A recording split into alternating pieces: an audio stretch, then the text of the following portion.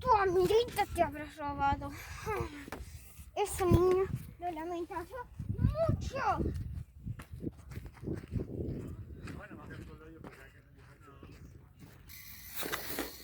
Ay, chicos, me da un montón de miedo. ¿Qué va a hacer? Si me atrapa a mí ahora o la atrapa de esa vuelta. No sé, hay que hacer algo. Me da muchísimo miedo que esté atrás nuestro. Chicos, se la ha llevado. Pero no sé a dónde la va a llevar. Tal vez en un lugar misterioso, pero oscuro y con telaraña. Yo tengo miedo. Ay, no saben.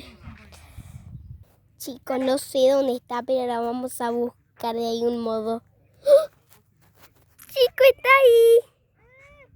Tu primita lo lamentará mucho por haberte robado. Así que...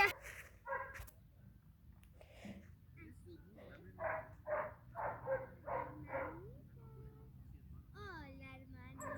¿Qué deseas? Está ahí. Ay, ay. ¡Ay, lo está persiguiendo! Dale. Ven para aquí.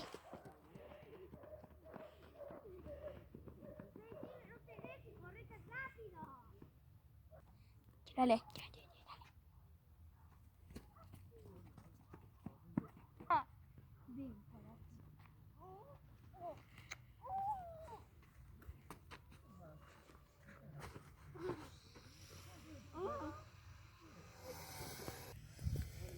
¿Quieren saber la segunda parte? Solo de la... la cuarta parte. Denle a like y suscríbanse a nuestro canal.